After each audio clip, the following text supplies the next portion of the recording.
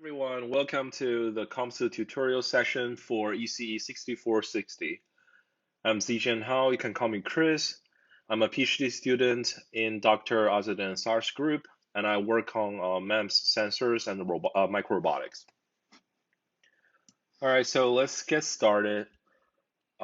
First of all, I want to show you how you guys can access COMSOL as a Georgia Tech student. There are three methods. First one is to use these computer labs across the campus with pre-installed COMSOLs. By the way, this is the syllabus that we will follow today. I will also upload it together with this video. Then you can refer to it and click on the links. So if you go to this link, it will tell you there are a bunch of labs in class and some in Vanlier that you can use. And the second method is that especially used for during this pandemic, is that you can remotely access COMSOL on your computer from your browser through virtual lab. By clicking this link and log in, as I did on the left, if you go to the desktops, you will see different virtual machines available for you. For all of you, I think you will be able to see COE 2020, COE Grad 2020, and for some of you who are ECE majored, you will see ECE 2020 as well. So last time I checked, all these three virtual machines should have the updated version, the most updated version of COMSOL. And if you need more help, you can go to this link. We'll tell you how to access the virtual labs. And the third method is for researchers who has an institute-owned machines. For example, your lab PC or your office PC. What you can do is you can even download and install COMSOLs on your own machines. Of course, it has to be institute-owned. And if you want to learn more about it, you can go to this link of the from OIT about what requirements what are the requirements for installing COMSOL on institute-owned machines. And one thing I want to bring up here before you get started the project is that make sure to communicate with your team members and make sure you use the same version of COMSOL. And the reason why this is probably beneficial is that older COMSOLs cannot open files created by newer versions. For example, if you're using 5.3, yet your teammate is using 5.4, you cannot open their files. So make sure you talk to each other and use the same version of COMSOL. Before I start doing the demonstration here on the computer, I will briefly talk about the workflow of COMSOL. COMSOL is a multi-physics simulation software. It is using finite element analysis so that you simulate, you first meshing a large object, dividing them into pieces, and you apply physics onto those, simulate one by one until them converge to a solution that will hopefully represent the real life behavior or responses really well. So some key points for COMSOL: when you started it, it will ask you to choose your simulation dimensions. By saying this, I meant COMSOL can simulate 1D, 2D, 3D structures. Well, you might think 3D is the easiest because we're living in a 3D world. However, sometimes 2D really are beneficial to use, especially when you don't have a lot of variations in the out of plane Z direction. So here, if you think the assumption that the physics are the same in the Z direction, feel free to choose 2D to speed up the process. After you choose 2D or 3D simulation, you will start to build the physical form of your sensor. So here, everything can be parameterized so that you can also program it, and later you will see you will be able to sweep all those parameters to find an optimal design for a sensor. With the geometry, you will give it material properties. For example, how stiff, what's the Poisson ratio, what's the density of your different parts of your sensor. After that, we will set up the physics, where COMSOL provides a lot of modules for physics. For example, it has solid mechanics, which simulates force and deformation. It also has electrostatics, which we will also use today, so that you can extract some electrostatic parameters of your structure. After you define the physics, you will design the studies. Studies is a special term in COMSOL, but what it ultimately means is experiments. What kind of experiments do you want to do with these devices in real life? For example, today we're building a pressure sensor. We probably want to vary the pressure and see how the capacitance, how the electrical readouts are changing. And that's our experiments. And COMSOL calls it studies. Studies comes in different forms. It has stationary study, time dependent, frequency dependent, eigenfrequency, and etc. And here is where you can sweep those parameters during your optimization. And after that, it's just run the simulation. COMSOL will do the calculation, and I will show you how it can extract meaningful results from the simulation. All right, so today I will do a demonstration on a capacitive pressure sensor, but a simplified version than the tutorial from COMSOL model library.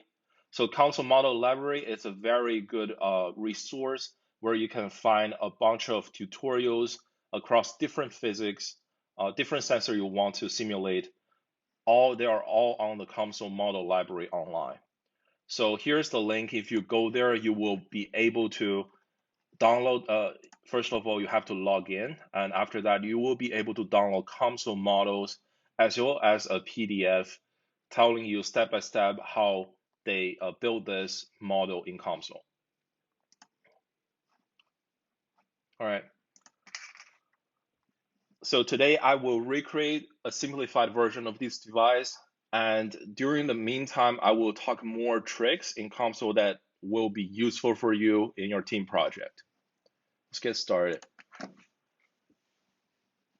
Like I said, after you log in, I'm using a MyCloud virtual machine provided by Georgia Tech, and I logged into one of the virtual machine listed up there. I logged into the COE 2020, and here on the desktop, you should be able to see the COMSOL software there. You can open it, or you can find it from the start menu. Just search for COMSOL. So this, I'm gonna make it full screen. This is what COMSOL looks like. After you started it, you will be creating a new model. And here you have two options. One is to create a blank model. Then you will add every components I mentioned later by yourself. Or you can just go with this really helpful model wizard, which helps you initialize your model pretty easily. So first of all, we're gonna select the dimension for our pressure sensor because it's gonna be a circular diaphragm. It's not a real, can be scaled down to, can be project to a 2D space. That's why we're selecting 3D today. And for our application, what we care about is, first of all, let me bring up the structure of the pressure sensor.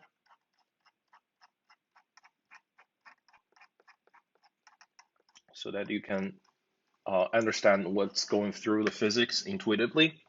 So it has a diaphragm on the top and a base. So how this is operating is that when you apply a pressure to the top surface, this top diaphragm is gonna deform, and thus changing the gap distance, changing the gap between this top and bottom electrode. And if you remember the equation for calculating capacitance, capacitance equals to epsilon, which is the absolute permittivity of the gap area, times the area of the overlapping area, divided by the thickness of the gap, d. So by applying a force, deforming the top diaphragm, you're changing the d, and then thus change the capacitance. And that's what we're reading out.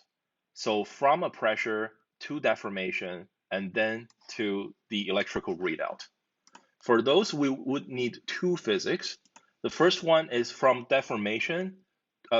from force to deformation. And what we need is structural mechanics, solid mechanics.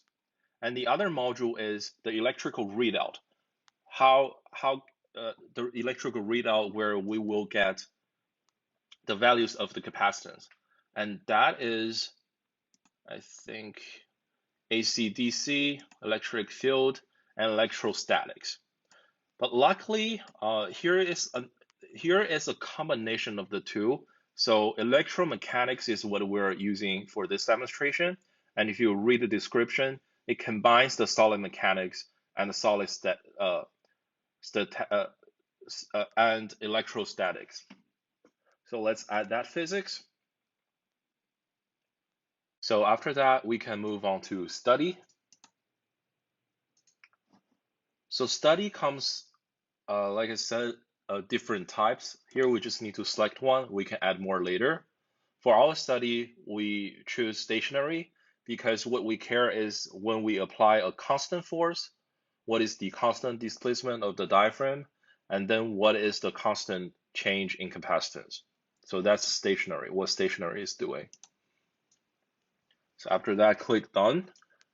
We will be seeing the user interface, the main interface of COMSOL. So the first step, remember, is to build your geometry. For our capacitive sensor, if you remember, we have a top and bottom electrodes. The top is a diaphragm, and in the figure I showed you, the bottom was a large solid piece. But here we're just gonna do a simplified version, and we will use two diaphragms as the top and bottom electrode. One thing to notice here, which is actually very common mistake for beginners in COMSOL, is that the unit by default is meter. However, most of our sensors are in the micrometer or micron range. So what you can do is you click on the geometry, and in this setting menu, you can actually change the default unit to micron. And if you go back, everything is in micron right now. So let's get started. Just gonna put 100 micron for the radius and a height of, actually let's make it smaller. Let's do 50. So the diameter is 100 micron, and the height, let's do 1 micron. And it's centered around the origin with the axis in the Z direction. So another diaphragm would look very much like this, but with a little bit displacement. How we can do that? Of course, you can add another cylinder here, but what's easier is actually we do the transformation by just copying this to a new domain. Domain here in COMSOL means object or 3D space. So we select that, and we want to displace it. We want to move it down. Let's do 2 microns so that we have a gap. So now let's zoom in. You can use this zoom box to zoom the selected area to the window. So you see we have top and we have bottom electrode, and in between there's an air. There's a gap, yes. Yeah, so talking about air, what's important for calculating the capacitance is the media in between those plates. So we need to know what's the absolute permittivity of the media, then we can calculate the capacitance. So it's not intuitive that we should add more than just 2 plates. However, for the simulation, for the sake of calculating the capacitance, we need another layer in between. So that layer would look also the same as the top and bottom plate. It's a cylinder. What you can do is to copy that again. But here I want to show you another trick in terms of drawing geometry in COMSOL. So actually we can draw the 3 layers: electrode, air, electrode, all in one cylinder geometry. So we can even delete the bottom copy right now. So if you go to the cylinder and pull it down, and show this section called layers. Here is how you can define multiple layers across in basically having different sections in a simple geometry. So for example, the overall sandwich structure earlier we drew should have 1 micron top electrode, 1 micron air, and 1 micron bottom electrode. So the overall structure should have 3 microns, and we should have 3 layers. The first layer is 1 micron, and after that, you see it populates the layer 2 automatically. The layer 2 should also have 1 micron. And then you don't need to worry about the layer 3 because COMSOL does the subtraction on its own. And now let's build selected. Well, let me see. Oh, I see, I see.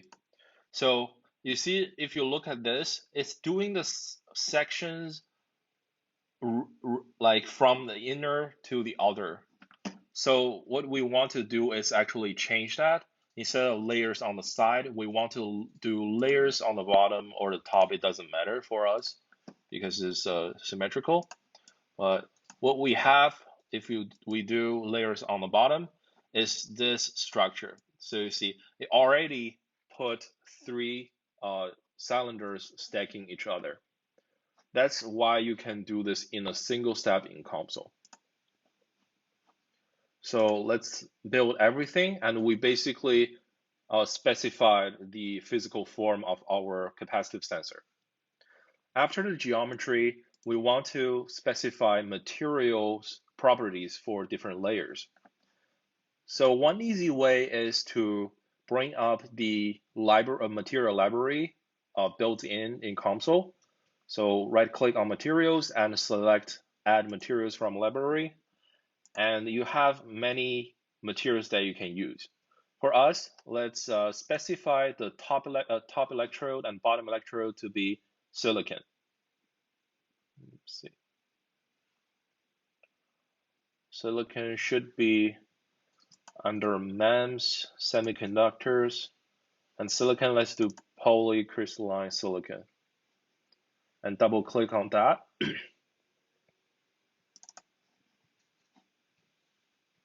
So we added silicon, and by default it selects every domain. But what we want is to remove the center domain so that we can tell COMSOL that's not silicon, that's air. And let's add air as well. You can search here, but I have recently used air. So let's just double click on air, and air will select whatever undefined domain to be air.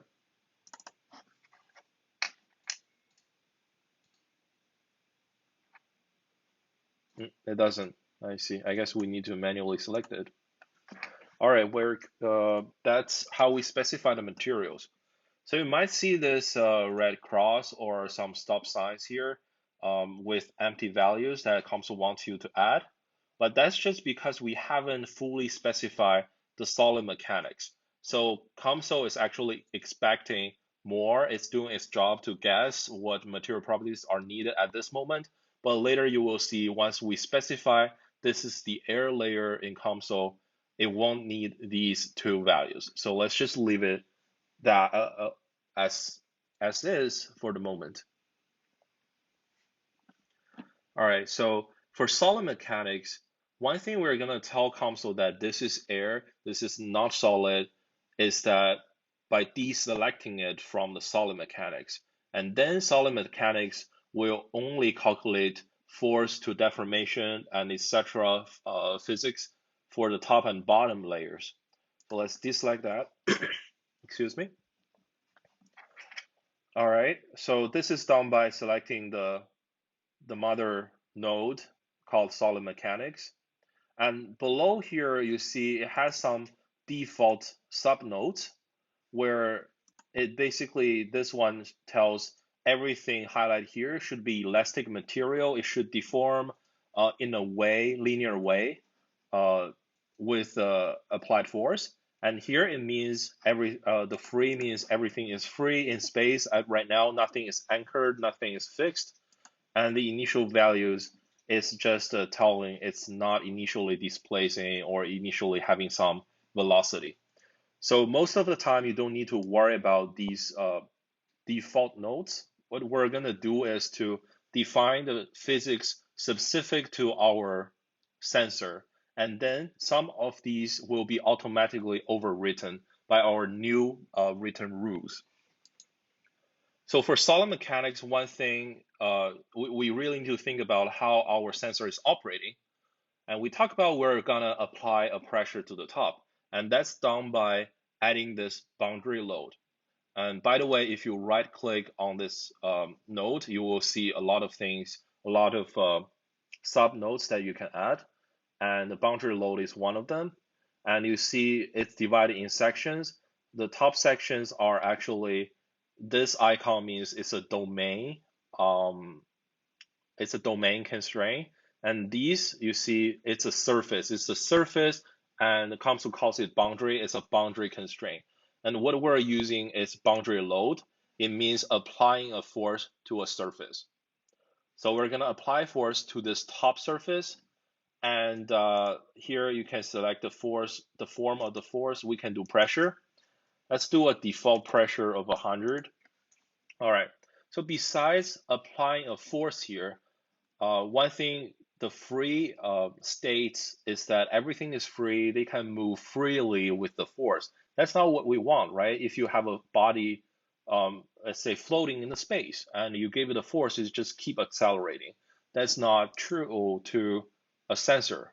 What we need is actually anchoring some of the surfaces so that it doesn't move. It's a drum surface rather than a particle in space. So what we need is actually, let's say for the top electrode, I want it to be like a drum surface. I will actually anchor it from the edges. So here, select all those. Don't miss the other side that was not showing. Here, right? Everything is selected. And for the bottom electrode, I would just fix the whole bottom so that it won't move. So that's pretty much what we need for solid mechanics. And before moving on to electrostatics, I want to fix the issue with the material property that we mentioned here, the air gap. So actually, you can see when I go back to air, it's already giving me a green light because I specified it's not solid by deselecting it for solid mechanics. And it's actually good to go. But one thing specific for this application is that air, it's a deforming domain. So what we mean by that is that it's not keeping its relative positions, between molecules. Molecules is moving, the domain, it's deforming in a way. So what we need is to also declare here in the moving mesh deforming domain so that we select the center air gap, telling COMSOL that this is deforming. All right. So for electrostatics, we can finally move on to it. What we care the most is not the electrostatics of the body of the top and bottom. We only care about actually what's the topmost of the bottom electrode and what is the bottom surface of the top electrode. And that is already captured by this air gap. So we can leave it as is, or we can deselect it. But anyway, what we care about is some default nodes already generated for us. Charge conservation, it makes sense. The charge on it doesn't change. And zero charge, It also means like initially it doesn't have any charge in it. And what we're gonna add is that the bottom of the top electrode should be ground, and the top of the bottom electrode, we declare it as a terminal. So it's more like you connect ground to this top electrode, and then you are probing the bottom electrode. So here, let's see, we need to select those surfaces, right? However, because this this middle layer is there, we couldn't easily select that. I'm going to show you how you can do that. Basically, what you can do is to hide some surfaces. For example, here, let me rotate and zoom out. So you see, I hide those surfaces, so this bottom surface of the top electrode is exposed. And I'm going to select that. And we will do the same for terminal, which is the top surface of the bottom electrode. We're going to reset all the hidings and then hide the other surfaces that are in our way. Let me see, let me rotate. And this time we're hiding from the top. Yep, so this should be good. We are selecting, so you see, after hiding, we can access this surface. Let me zoom in to make it more clear to you. See this line and the surface. This is what we selected, the top surface of the bottom electrode. And terminal has different types. For our application, we can just say we're applying a small voltage here. It won't matter too much. And just like the moving mesh, which is very specific to this application where we have an air gap, another thing you want to do is in electrostatics, you want to specify that you see this default node is charge conservation, but for solid. But the middle layer is air, it's not solid. That's why we're also adding a new node called charge conservation, but it's non-solid. You see material type, you can choose solid or non-solid. And we select the center. This will override the solid so that if you go back to solid, you see the center is not overridden by the non-solid charge conservation. We can rename it to non-solid. And by the way, it's a good habit that you can rename all of these nodes so that you can actually, when you share files with your teammates, it makes sense to them instantly. For example, instead of cylinder number 1, we can actually name it for the sake of documentation. For example, we call it we can call it capacitive. No, let's call it top electrode, bottom electrode, and air gap, something like this. But I mean, it's too long. Let's change it back. Let's do pressure sensor. All right, let's get back to the physics. So this is mostly what we need for the physics setup. So for solid mechanics, what we did is that we're applying a force to the top surface, and we are anchoring the edges and the bottom electrode. And for electrostatics, we are specifying the top, I'm connecting it to the ground, and this bottom, I'm probing it so that later COMSOL knows we are interested in what's happening in between, and that will calculate the capacitance for us. All right. Before starting, one thing is meshing. What meshing means is how you are gonna slice up these into finite blocks of objects. So instead of simulating the whole thing together, it's simulating pieces.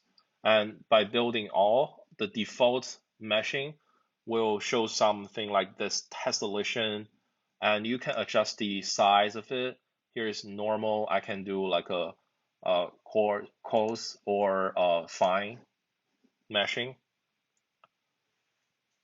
So theoretically, the finer the meshing, excuse me, the better the accuracy of the result.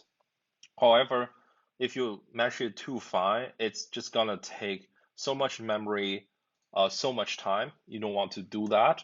So feel free to play with it and see how fine do you need it to be for a structure for the result to be stable. Another thing I want to show you here is that instead of just letting COMSOL automatically forming a mesh, you can actually take charge of how you want to mesh your structure. So that goes to the user control meshing. How you do that is also right click on the mesh node. And here I will start with also doing a tessellation, a triangular meshing for the top surface. What you can do is more operations. You do free triangular and you select the top surface. Now let's build selected. You see it only meshes the top, but we need to mesh everything before COMSOL can calculate it. So one thing is, first of all, even in this triangular, there are a lot of tuning knobs you can do. For this scale, what you can do is increasing the scale will make it meshed finer in that direction. So see X is sliced more finely. And let's do that for X and Y. That looks like a fine mesh to me. And what you want to do is to, because it's it's kind of a Z direction, you kind of want to be, it's all the same. So you want to extend that surface meshing to the bottom in the same fashion. So how you can do that is doing a sweep. And sweep means taking one existing meshing and find a way that makes the most sense to sweep it across the whole body. You can do sweeping across everything, or you can specify the domain you want to sweep. So for example, if I want to sweep it vertically in the Z direction, the top surface to the bottom surface for this top layer, what I will do is I do select, instead of remaining, I do domain, and then I select the top one. Now let's build it. So you see the vertical lines means the top patterns are carried over to the bottom surface. So another thing you want to do is actually for structures that is so fine. We only have 1 micron for this electrode, and plus is actually deforming the Z direction. You want to mesh it finely for fine features. And you actually have control here. If you right click on sweep, you can do distribution. And what distribution does is you can actually tell, okay, in this sweeping from top to bottom, how many intermediate layers I need actually. So here, if you specify it to be 5, and let's build it and see in the Z direction, in the direction it's sweeping, it's also divided into 5 segments. And thus in the Z, you have a much finer sweeping than just one single element. So this looks nice. And actually, this is probably too fine. It's gonna take a long time for us to calculate. I will reduce the scale here. Let's just do 2. And for sweeping, I will do distribution of 2, just 2 layers. Let's build everything. And this looks much better. And for sweeping, instead of showing you how to do a single domain, I will do the remaining, and I will build selected, and the distribution, we can actually, so if we want all of them to have 2 layers, you can do that. All right. So basically, up to this point, we're ready for doing experiments. We did this physics. We tell what are the material properties. We tell what's the COMSOL, what's the geometry, and we also tell in terms of computation what are the small elements, what are the small pieces the COMSOL should compute one by one. So we can do the study. For us, let's just do a simple stationary study for now. With the pressure, we specified 100 Pascal on the top surface.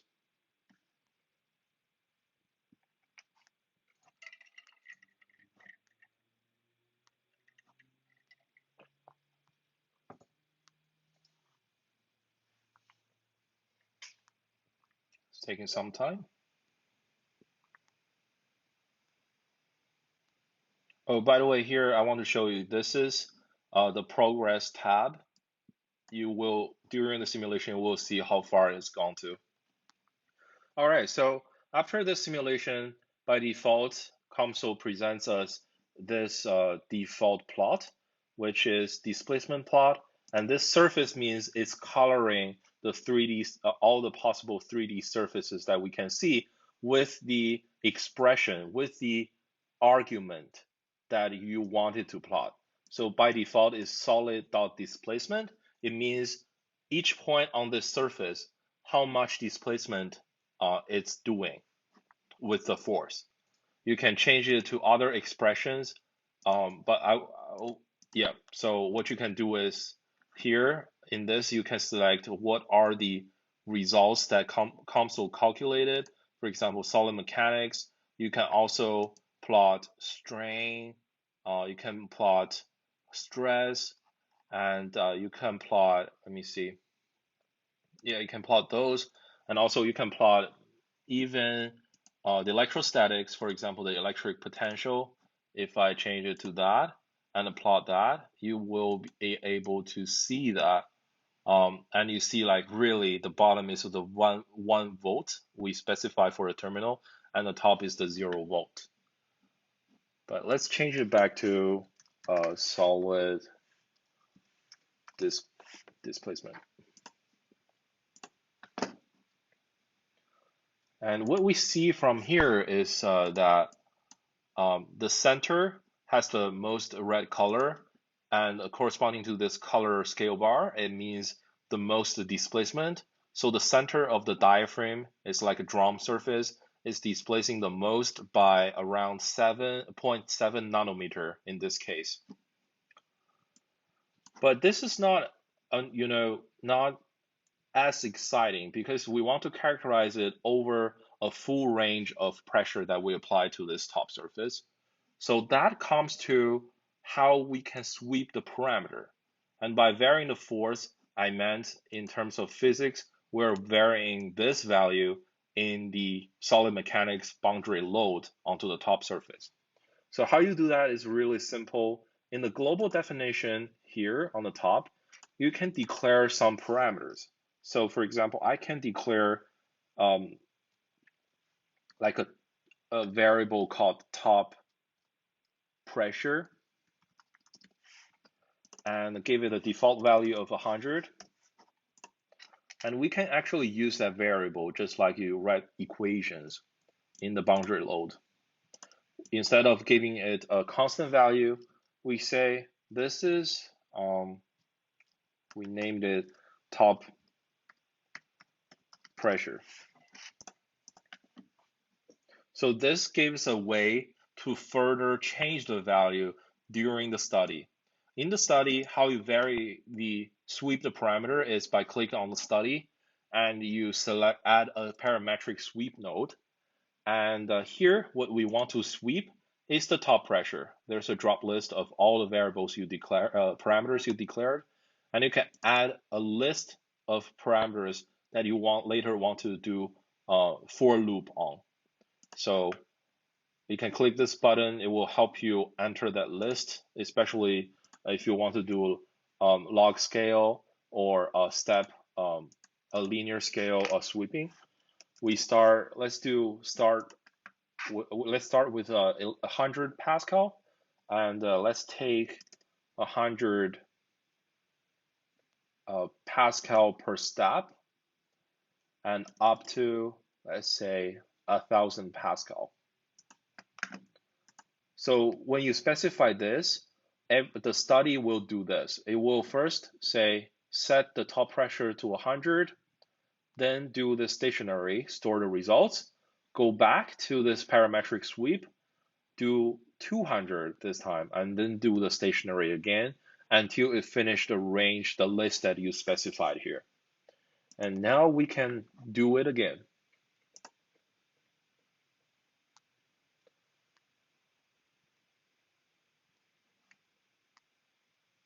So you can even see here in the progress, the parametric one is that parametric sweep we specified.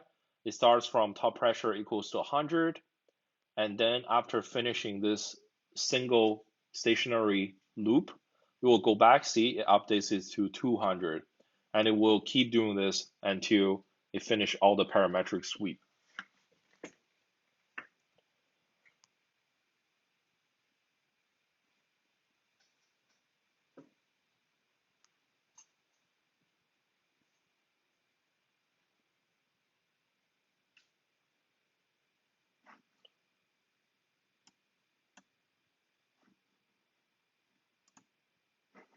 Yep. So while it's doing this parametric sweep, let me see if I missed some points to show you guys.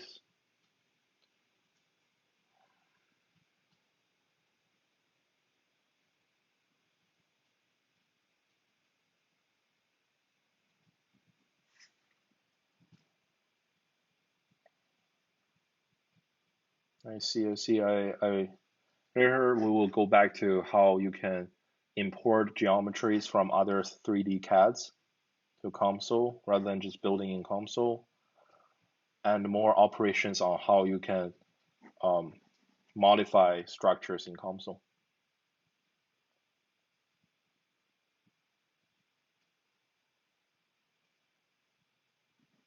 All right, it's already 800 Pascal.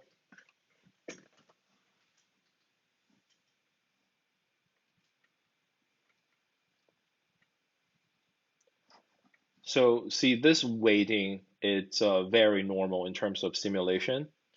How you can be smart about it to, save your time is by doing your own meshing so that what are more sensitive, you make sure they are finely meshed. But for those you think is not gonna be very important, you can really don't finely mesh it. It's gonna reduce the workload for COMSOL.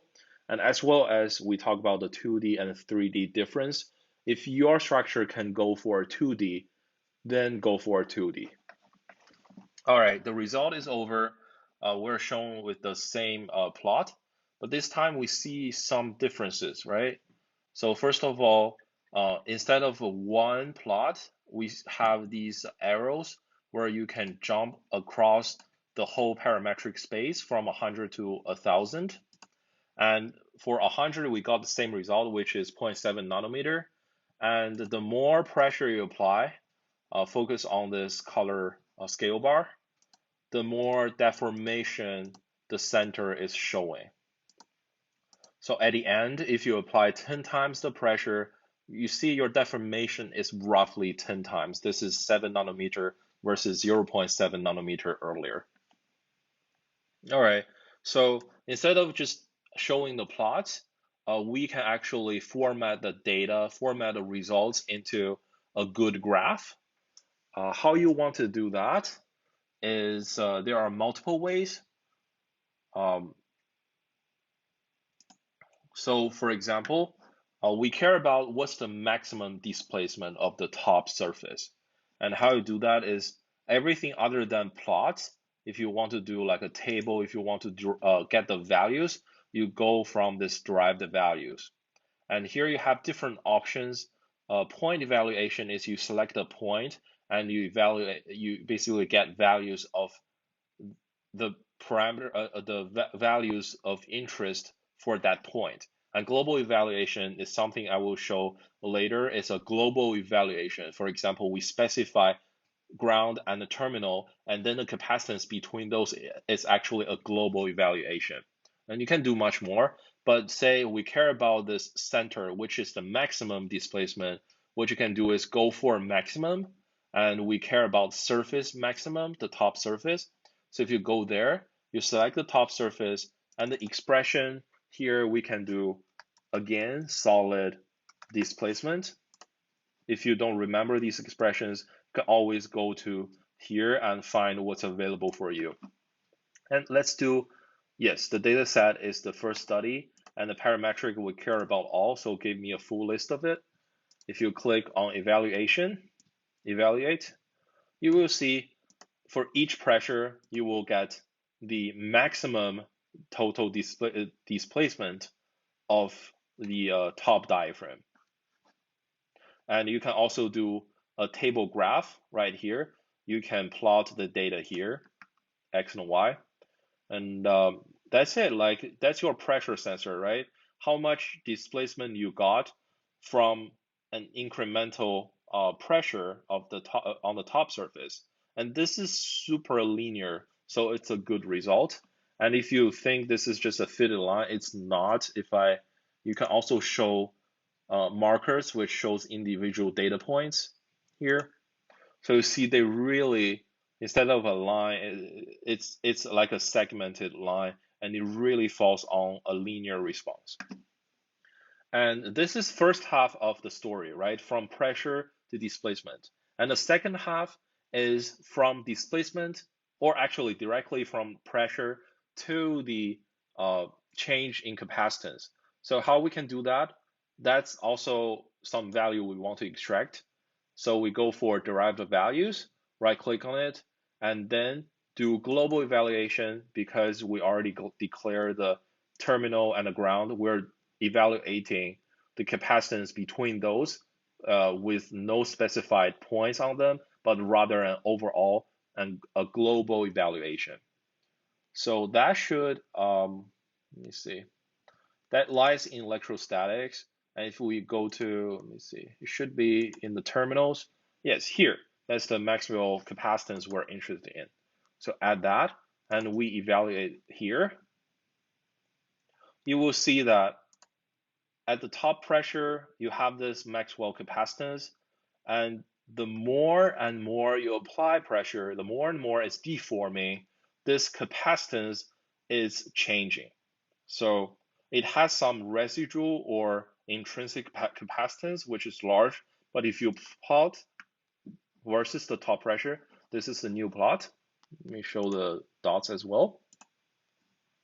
You really see that this sensor is working as it should, and it's pretty linear in the range from 100 to 1000 Pascal. And then each point you will know what is the capacitance you will measure if you have a probe to the bottom terminal. Yeah, so that's pretty much it.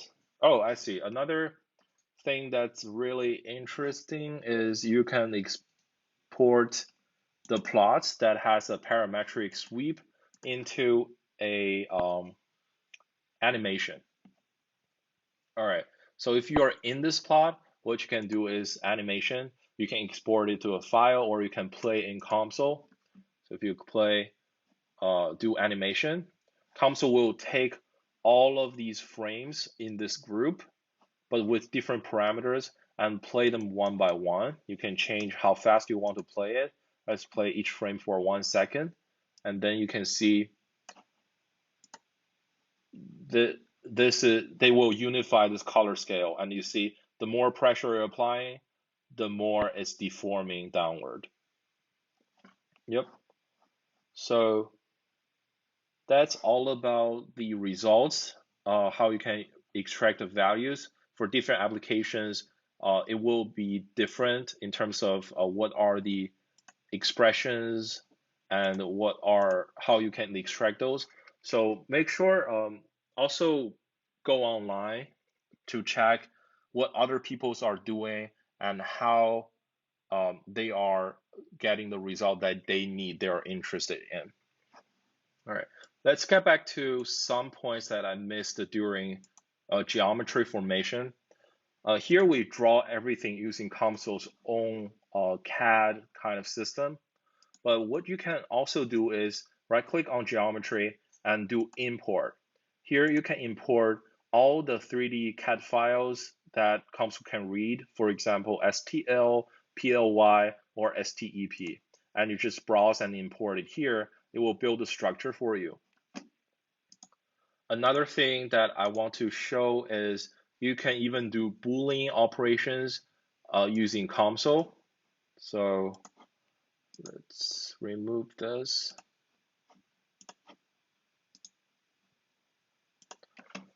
For example, I build a block. It should be around here. That's too small. Let's do 20, 20, 20. You see this, right? So what you can do, say I want to open a hole. I don't know why I want to, but I want to open a hole on these two diaphragms. I can do so by going to Geometry, Tool tabs, and then do Boolean operation. I can do difference. I will use this minus this, and then build selected. Yes, we open a hole on our diaphragm. So that's the Boolean operation. Transformation, you have so many. You can mirror stuff, you can move stuff, rotate, scale stuff, or you can build arrays. So I think that's pretty much it.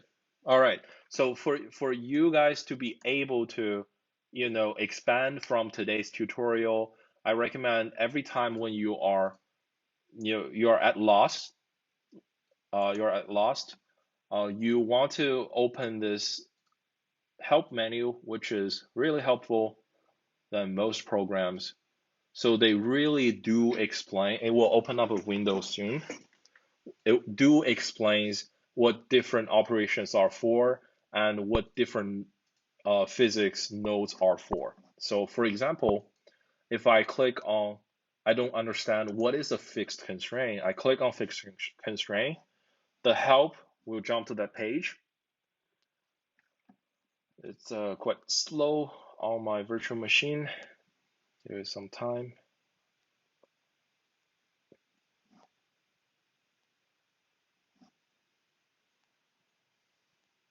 Yes, okay.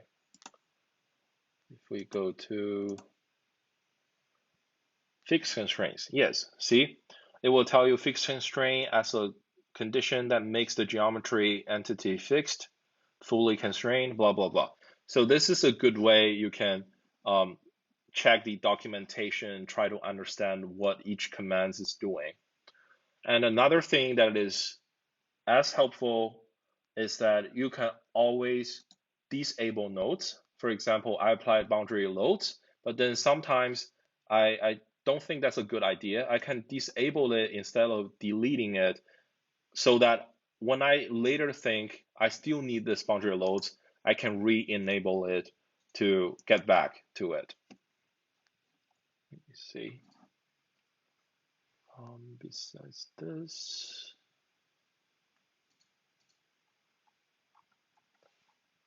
so yeah, okay. So that's a quick demonstration of the pressure sensor.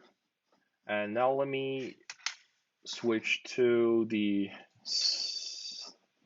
syllabus. We just have one last section on where to find help. So the first, we talk about it, the help in COMSOL is your ultimate documentation on what COMSOL different parts are doing. And it also builds your understanding, and you can use it as a sometimes the names can be confusing, can be misleading. You can use it as a check whether it's doing what you want it to do. All right. Another thing is the model library. Locally, COMSOL has a model library right here. If you go to Files, Application Libraries, you will be able to see different modules. It's categorized by modules.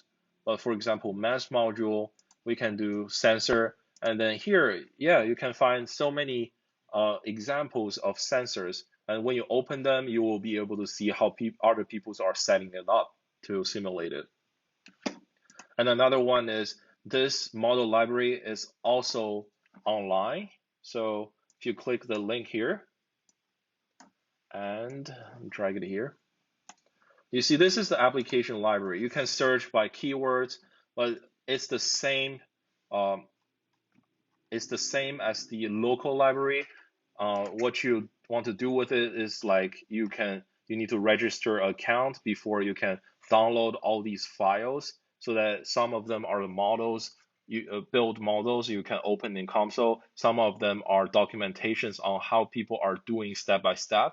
So it's also a good idea to when you decide what project you want to do, you find similar models, similar applications already done on COMSOL and learn and see um, how other people are doing with them.